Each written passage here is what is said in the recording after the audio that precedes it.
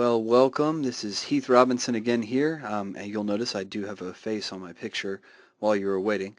I'm excited to be hosting again, and I'm also excited to be welcoming back Hazel Meredith. Hazel, are you there? Yes, I am. Awesome. Well, Hi, Heath. thank you for joining us again. Hey, everybody. And we got your screen Um, up. Great. Thank you. Welcome. I'm glad to be back again. Thank you for having me. Having a lot of fun doing these webinars and getting some great feedback from everybody. I love to hear from everyone. I've had lots of good emails and comments and people sharing, and it's always a great thing. Tonight we're going to work on a couple of projects that are going to take textures that I've created or photographed and modify them with various Topaz products, and then we're going to apply them to an image. And of course, all of the settings that I'm going to show you are, specific to this image, but it's just to give you the idea of some of the things that you can do and how versatile Topaz really is. People think of it just as programs to modify an image, but you can also use it to modify textures that then modify your images. So there's lots of cool things that we can do. I always say get in there, play, have fun. You're not going to break anything. So, just use this as a jumping off point to give you some inspiration. So we're going to start first off with a texture that I created in Photoshop. I used some watercolor brushes, and I actually created a couple of layers here, and I actually have some of these in my shop on my website if you want to check them out. I've created series of watercolors in different colors, and this one actually combined a shade of blue and a shade of lilac. So we're going to take this and we're going to modify it a couple of different ways. I'm going to give you some different ideas of what you can do. And then this, along with the second one we're going to do, we're going to then apply to that sunflower image that you saw in the opening slideshow. So the first thing I always do when we're working on anything, whether it's editing a photo or working with a plugin program, is I want to duplicate my background layer. That always keeps our original kind of safe underneath. If we decide to change our mind and we don't like something that we did, it's easy to just delete that second layer. So I'm going to talk about a couple of keyboard shortcuts as we go along. I don't use a ton of them, but there are a few that I find handy. And the first one I'm going to use is to duplicate my layer. I use Control-J. So I'm working on a PC, so all you Mac people out there, you'll know that when I say control, I mean command for you guys. I did a workshop last week at our regional conference, and I, for the first time ever, had the majority of people with Macs, so I had to learn a little bit of Mac language. So if I remember, I'll say that, but if not, I know you guys all know your commands. So we're going to start first with taking this and opening up our Topaz Impression. This one is great for modifying textures and creating some really cool things. I love the new Impression too. I like the fact that you can kind of see it applying the paint strokes as you go. I think that's a really neat feature and gives you, lets you see what's happening there. So I'm going to go into the painting collection, and one of the ones that I do like for textures is Edward Hopper. So we're going to start with this one, but we're going to make some modifications to this, of course, right? So the first one, I'm going to use the default brush because I did like the way that one came out, but I'm going to change the size of the brush a little bit, and I'm going to make it just a little bit bigger. So again, these settings are kind of unique to this texture. It's, what I came up with from playing around, and you can adjust them to your own images. So we'll change the paint opacity a little bit. Brought this up. The stroke color variation, I wanted to really bring out the differences in those colors, so we're going to bump this a pinch and really bring out those blues and purples. Then I made the stroke length just a little bit shorter, and then we did the smudge a little bit, make it a little bit softer, and come up around here. And then we're going to go down to our lighting section. And I did add a little bit of a vignette to this one. So we're going to go to the vignette, and we're going to go up to 0.37.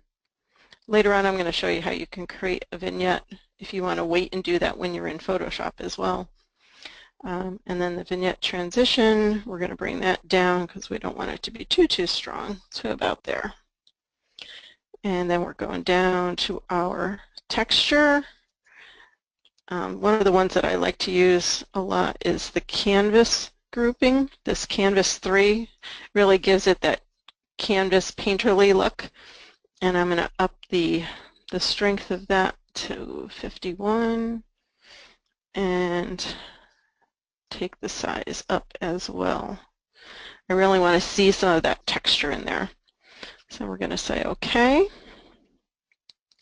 And there we have our new texture. So you can see how far we've come from a very soft, pastel-y, kind of simpler texture to something that has a lot more feel to it with the texture of the canvas in there.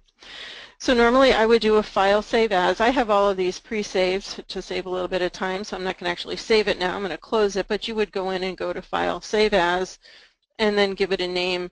And typically I save things as a Photoshop or a TIFF file first to retain those layers. So if you want to go back and modify it further, and then I would go back in and save it again as a JPEG so then I can use it to blend with my other images. So we're going to cancel this for now. We're just going to close this down. Oh, wait, before I do that, I actually want to create our second texture. Forgot about that. So I'm going to actually duplicate this layer before we close it. And we're going to turn this into a black and white. So we're going to go back up to our filters, Topaz Labs, and we're going to go to Black and White Effects 2. And for this one, I'm going to use the Platinum Collection, which is already selected, and I liked Platinum 1. Just give it a nice, cool, crisp kind of a look. I didn't change anything with the presets here, so we're going to just go ahead and say OK. So again, I would have saved the blue texture first, and then come in, do this variation, and then save it again so that the two different ones saved to do different things with them. So now I'm going to go ahead and close this one. We're not going to save our changes. And I'm going to go back in, and I'm actually going to open this again, and we're going to create this brown texture out of this blue and purple. So let's go ahead and open that back up, duplicate our layer, and this time we're going to go into Texture Effects.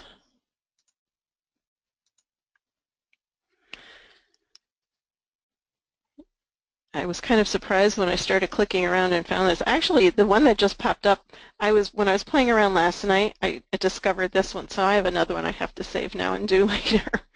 But for this project, let's close this back up. We're going to go into our Pop Grunge, and I used this Bygone Dreams. Totally different that you'd get brown out of blue and purple. So we're going to open up our adjustments here. And I used the defaults, but then I added a couple of things to this. So I'm going to go in and add an adjustment and go into our dust and scratches. I'm going to go into the dirty section. And I like this one. I've used this a couple times and I kind of like it. Except instead of the texture is mostly in this corner, I really wanted something more in this corner where it was kind of empty. So I'm going to flip it horizontally. So it just moved the texture to this side. And then I did the opacity a little bit higher. So we'll come up a little bit so you can see a little bit more of those scratches there. And then I added one more adjustment, and I added a border. I'm going to come down to the bottom, and I wanted to almost add a little bit of vignette, just kind of burn in those edges, give it some little rough edging there. And we're going to change this one a tad. The saturation, I'm actually going to bring down so it's not quite so orange. And then change the color 0.10 just a little bit. So it's a little more brownish than it is orange. And we'd say OK. And now we're back in Photoshop. Now, I liked this one okay as it was, but I liked the edges here, and I wanted to kind of duplicate that around it. So what I decided to do here was I'm going to duplicate this layer, and I'm going to go to Edit, Transform, and I'm going to flip the whole image horizontal, or this whole layer.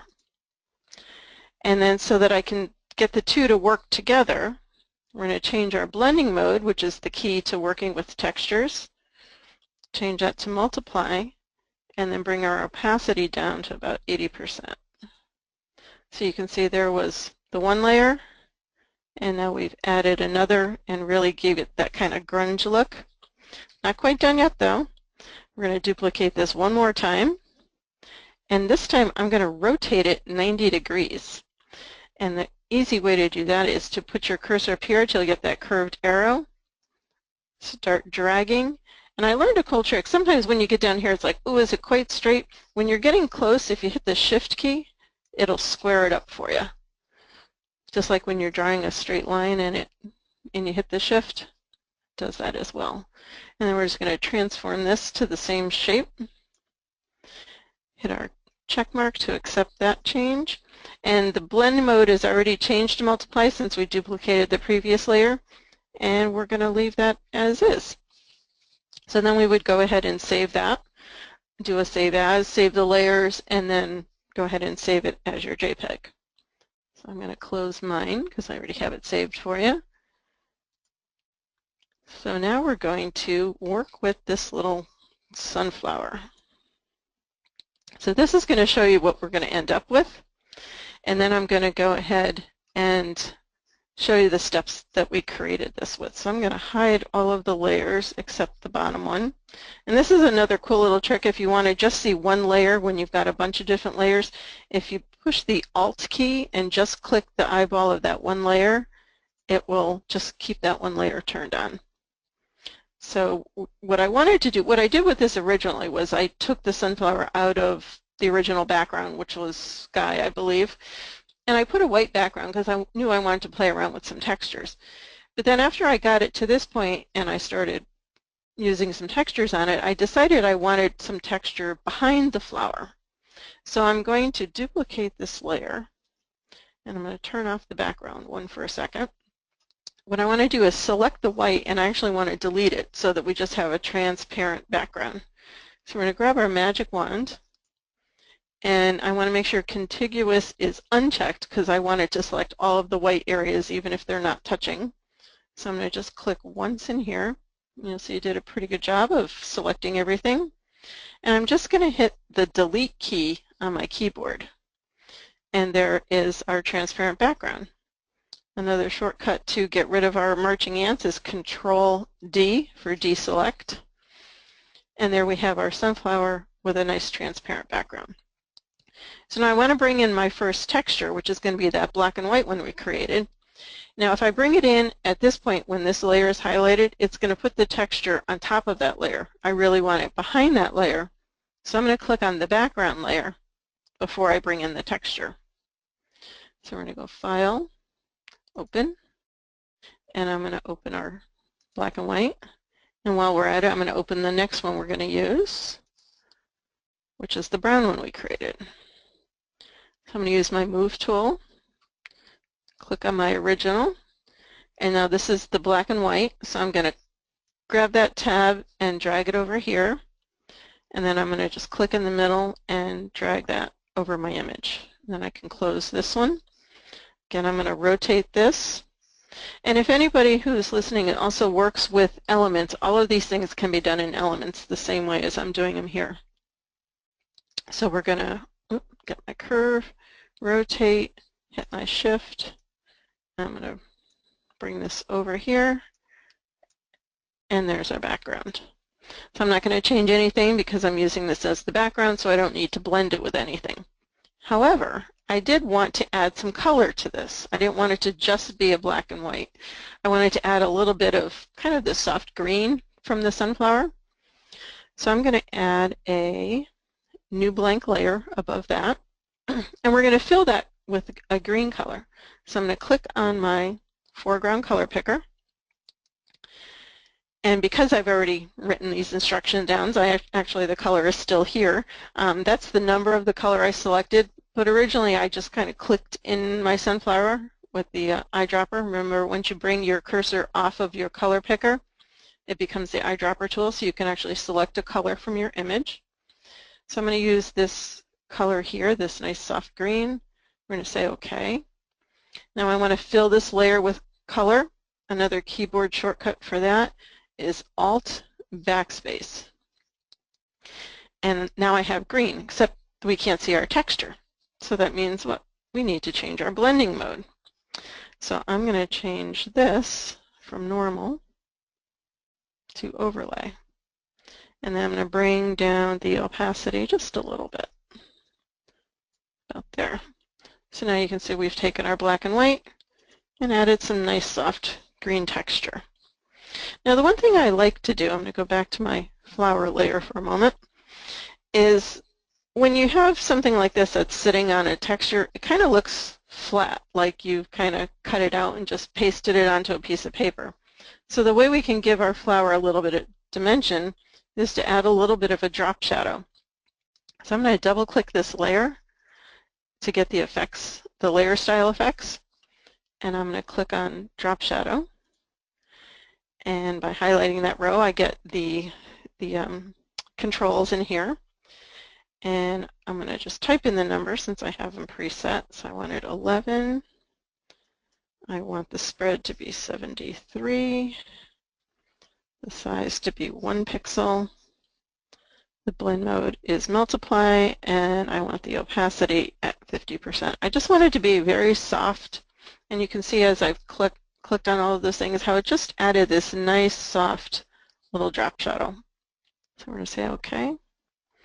Now it really makes your flower or whatever your subject is stand out from that background a little. Okay, now once I've done, I decided I liked it, but I wanted to try warming up the whole image just a little bit. So we're going to bring in our other texture. So we're still on our Move tool. We're going to grab this one and separate it, drag this over top, close our texture. Lots of horizontals tonight, so we're going to do some rotating. Go back this way and stretch that out just a little bit. Okay, so now we're going to change this blending mode to multiply. And in case you haven't worked with blending modes too much before, this first section here are all things that are going to darken your image, and the texture. What it's doing is changing the way the texture blends with the layer beneath it. So these are darkening functions, these lighten it, these work with the contrasts of the image. These I rarely use for texture work. Every once in a while I might use the hue one, but generally you're going to be working in this area. So for now we're going to go to multiply, and we're going to bring our opacity way down on this one to about 40%. So you can see if the before, it's a very cool looking image. So now we've kind of warmed it up just a little bit. So I'm just going to, since I already have the type here, I'm not going to take time to apply the type, but I'm going to show you what I did with it. I decided it needed a little something, so I decided to say that you are my sunshine. And again, I applied some effects to it. I added a bevel and emboss and a contour to the lettering, as well as the drop shadow. And you can see if I turn these on and off, that little bit of shadow there. And then I like the bevel and embossing because it gives the little bit of highlight on the side of the letters. So again, it makes it stand out a little bit. And that's our finished project. So that's number 1. Hopefully you enjoyed that. And again, it's just to give you an idea of the things that you can do with your own images. So I'm going to go ahead and close this one. And we're going to start on our next project. So for this one, I'm going to start with, go in this way because I have everything in order. We're going to start with our stone texture. And this is one that I photographed. It's just a rock. And I did modify this a little bit already with Topaz. I used, I believe, detail to make the, just bring out the details of that rock a little bit more. I'm going to do my Control J and duplicate this layer. And first we're going to go into texture effects. So this is a way you can use textures to modify textures. I'll give that a second and we'll close this one. And in this featured section, there's one down here called Muddy River. Muddy Rivers. And we're going to use that one. And then I'm going to do a little modification here. In the basic adjustment section, I actually brought the brightness way down because that was pretty bright. Shadow is good. Highlights we're going to bring down as well. Saturation. Actually, I'm going to go this way. And temperature. I'm going to warm it up a little bit more. I like to keep that nice warm brown color. And then we'll say OK. And I'm going to duplicate that again. We're going to do 3 different things to this one. Now we're going to go into our topaz impression.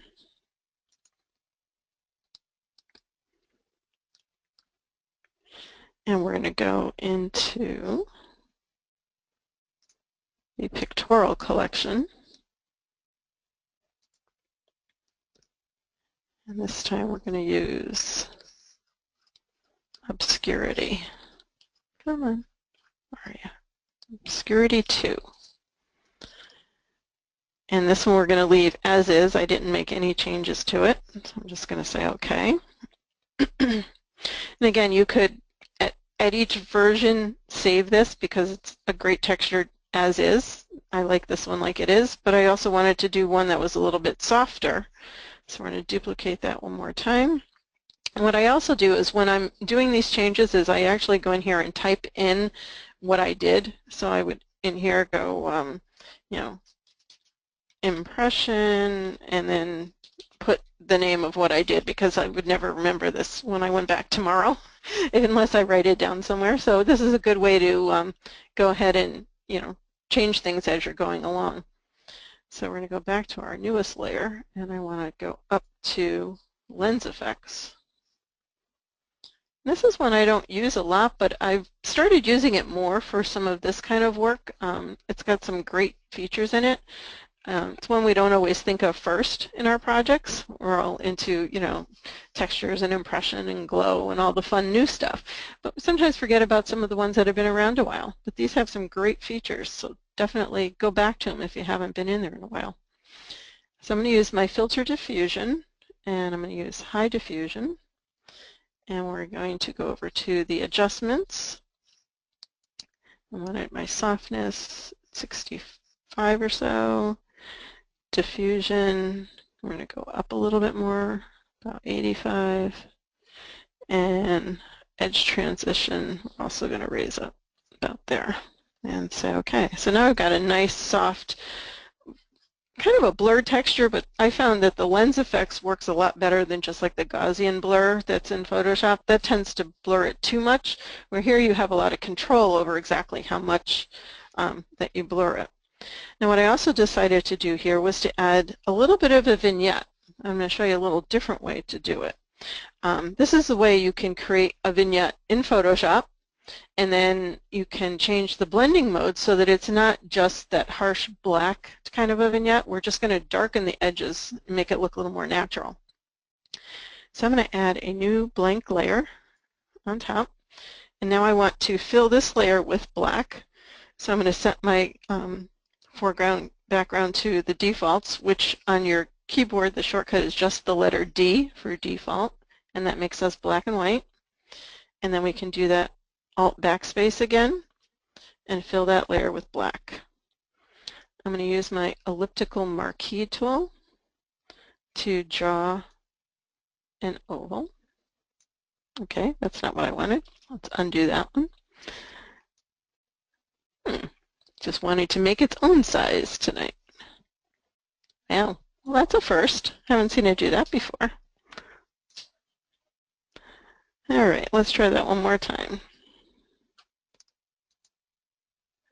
Things sometimes have a mind of their own. Okay, well, we'll just go with a small one for right now.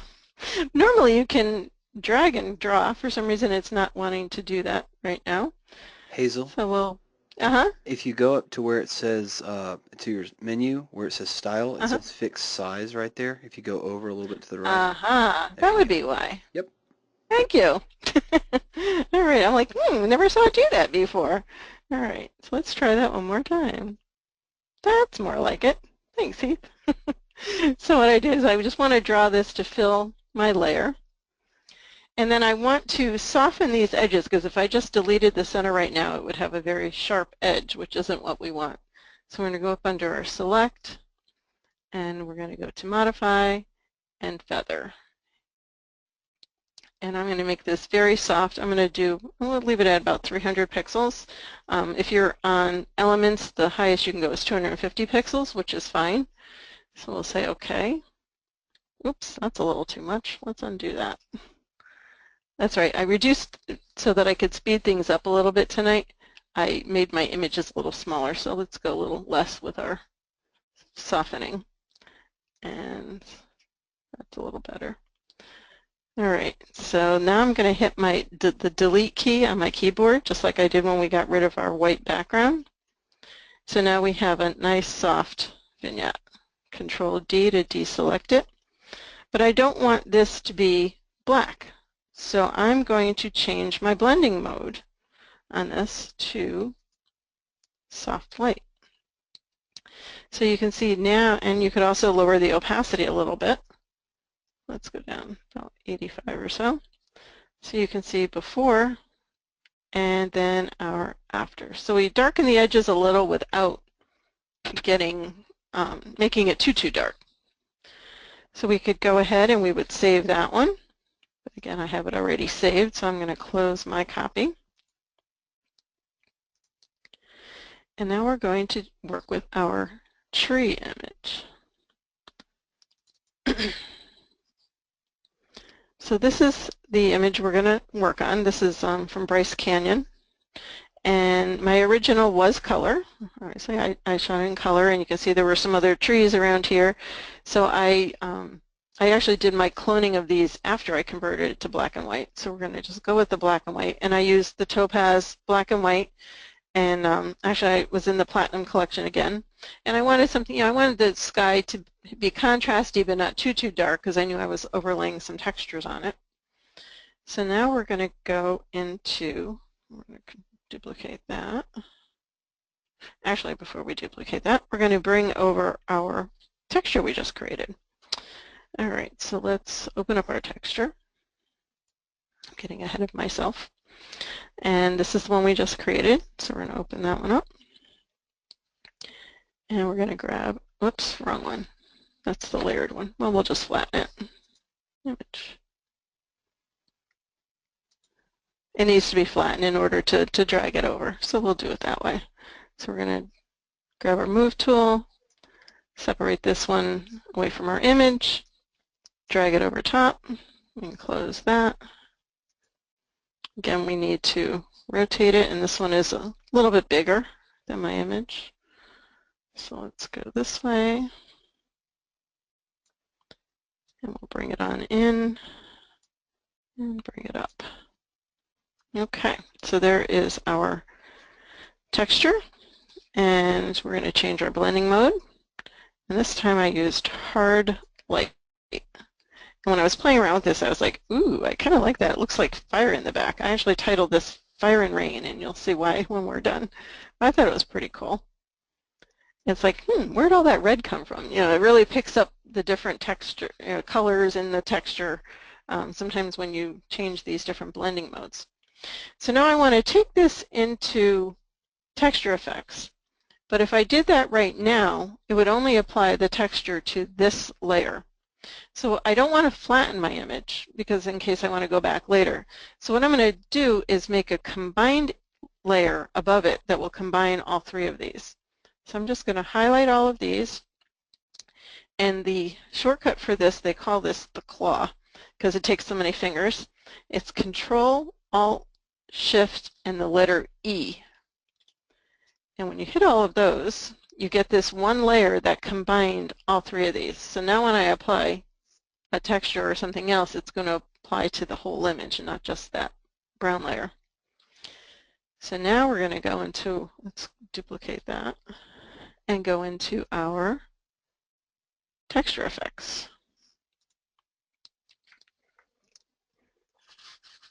And again, I just was playing around and discovered these and went, kind of like the way that looks. So this time we're going into our vintage collection. And the one I used was way down here called Trendy Retro. And that really brought out the drama of the background. We're going to darken those image edges a little bit. And we're going to make a few more changes to this. Okay, so I used all of the things that were already here. This was the preset, but I decided to add another layer, and I'm going to go to the dust and scratches again, and I started playing around, and we're going to go down to this one, and it looks like it's raining, doesn't it? I thought that was like the coolest thing. So I'm going to make a few more changes to this. I did want to keep the aspect ratio. I'm going to change my the opacity is good at 50.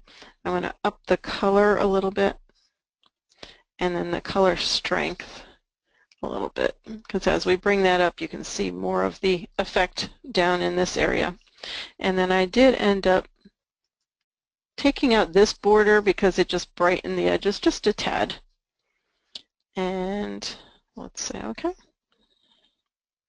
And there's our image. And I did end up just cloning out that little bit of the border down there. I could have masked that back in textures, and I didn't do that, but you can do it either way, either masking it there or cloning it out when you get to this point. I thought that was a rather interesting image. I said I need to find another tree that doesn't have these shadows in it, though, to give it a more realistic look. So let's close this one. And no, we don't want to save that. Okay, so let's go back over here. And next we're going to take, this is another one I created in Photoshop with watercolor brushes. This is one of the tan collection. I have them numbered. This is tan 5. I've done from 1 to 6, and each number means there's one more layer. So tan 1 had 1 layer of brushes, added another layer and another layer, all the way up to 6 layers to give them some different levels of texture. And here we're going to go into, let's do our Control J, we're going to go into Topaz Adjust. This was the first Topaz product I ever bought, and I love this one. I still use it a lot. We're going to go into the Stylized collection, and we're coming down to Surreal, which is what it's on already. And we're going to say OK. And again, you can see we went from something very soft and light to something a little more gritty and grungy. And we're going to duplicate this one and go back into our Topaz texture effects.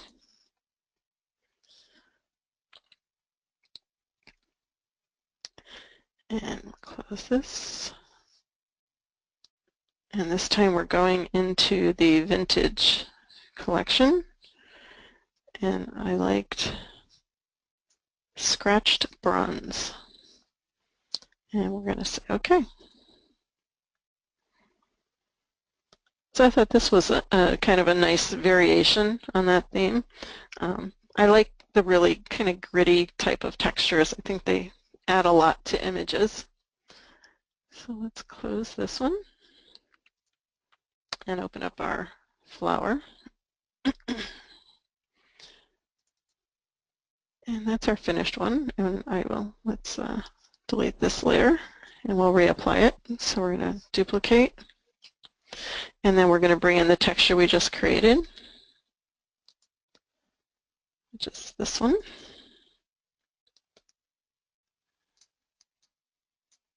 Bring it over top. Close that one.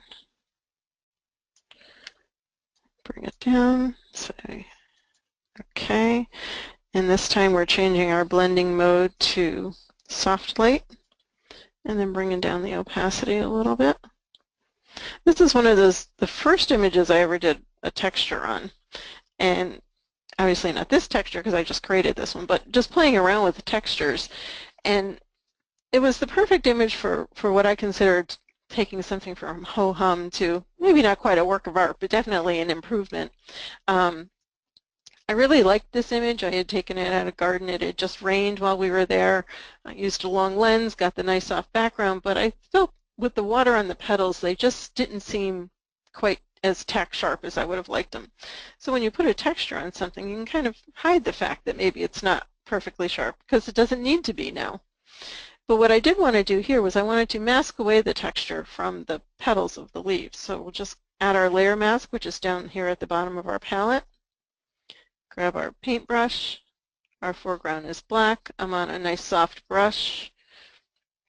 And I usually start with my opacity at about 50%, sometimes less if I think I only want to take a little bit of the texture off. And then we can just go in and start painting. And as I paint, you see it showing up on the layer mask here.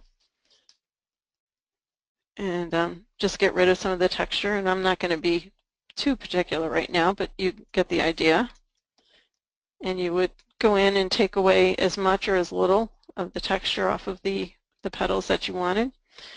And if you're not familiar with masking, one of the best reasons to mask and not erase something is if you color outside the line, just switch this to white. And the quick way on the keyboard to do that is with the letter X. It just flips those around. And then you can paint back your mistakes with white. And then switch back to your black and continue masking. And then I want to take the texture off of the stem so that that stands out a little bit more. And again, you can make your brush smaller so you could get those edges, and you get the idea. So we would mask it away so our texture will just affect our background and not necessarily our subject. But that's to taste, like everything that we do with texture, so you can take things as you wish and make them your own. We've got a few minutes left, so I'm going to just go into really quickly. Let's close this one before we start our question session. Open this up. I'm going to show you a couple of things that I did here really quickly with just how you can modify one texture so many different ways.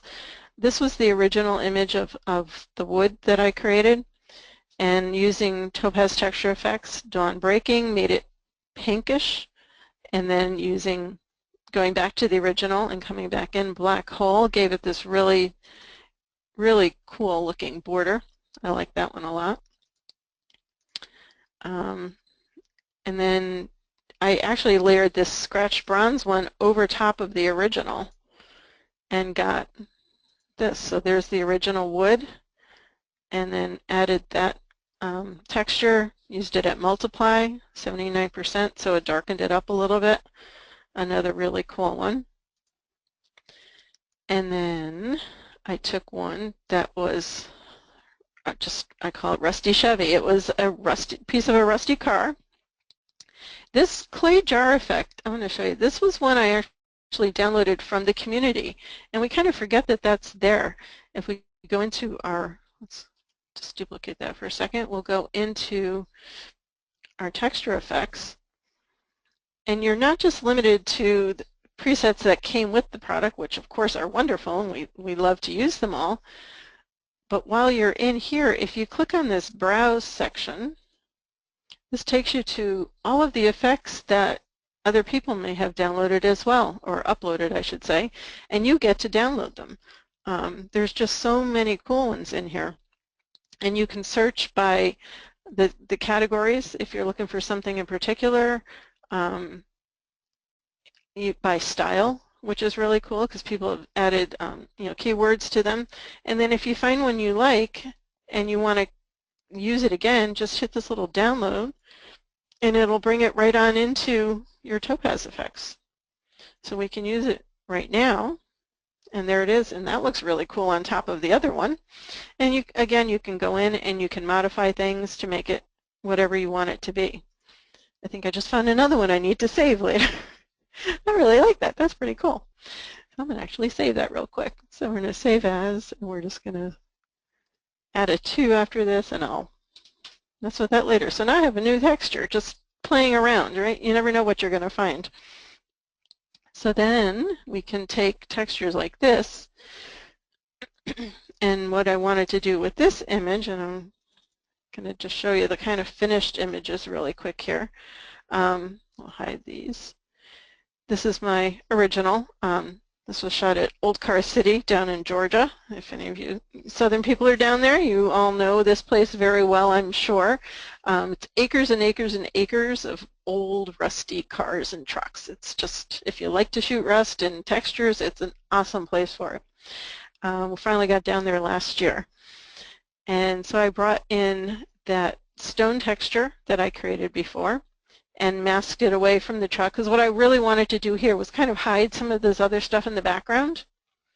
And then I decided to add a hue and saturation layer that I just wanted to kind of desaturate this a little so it wasn't quite as brown as the original, because that's kind of where it was, so we brought it down a little bit. And what I did is I only wanted the hue and saturation to affect the texture, not the background layer. So I grouped that layer with this so it would only affect this layer. And the way we do that, and I'll show you right here, is I'm going to click on the layer I want to group with the one beneath it, and it's Control-Alt-G. If you're in Elements, it's just Control-G. And that groups this layer with the one beneath it, so this effect only affects that layer. And I kind of did the same thing here, brought in another darker texture, the one we created with the other presets. And then I wanted some of it to be just on the background, and then I wanted a little bit of it to be on the car as well. So I applied it again and then brought in another hue and saturation layer, and I actually this time totally desaturated it because I just wanted the texture and none of the color. So that's another way you can use your textures if you want the effect of the the rock or the rust or whatever it is that you're applying, but you don't want to change the color of your image, is make it a black and white or just desaturate it and only be using the actual texture. So then I grouped that with that layer and came up with this little guy. So there's still some, you can see the cars back here, but they're a little less distracting. It kind of made this guy stand out more. This was an HDR image. It was 5 shots that I merged together. And it's another fun way to play around. So you get to mess around with all these textures now. And I think we're about at our limit, Heath, if we're ready for our Q&A session. Sorry, it took me a little while to find the unmute button. Yes, we are. Okay. We got a lot of great feedback. Everybody's excited. And if you liked what you saw, you'd like to follow Hazel? Yeah, sorry, I keep calling you Meredith. That's okay. Everybody does it. If you'd like to follow Hazel, you can visit her website at meredithimages.com, or you can follow her on Facebook at facebook.com/meredithimages. If you have any questions that weren't able to get answered, you can always email us at webinars@topazlabs.com. And if you'd like to register for upcoming webinars, I'll have those lined up on our webinars page in the next week. You can register for those at topazlabs.com/webinars. Hazel, thank you very much. This was really great. We had a lot of great feedback. And everybody else, thank you very much for coming. And we hope you have a good morning, afternoon, or evening, wherever you are. Thanks again, Mary.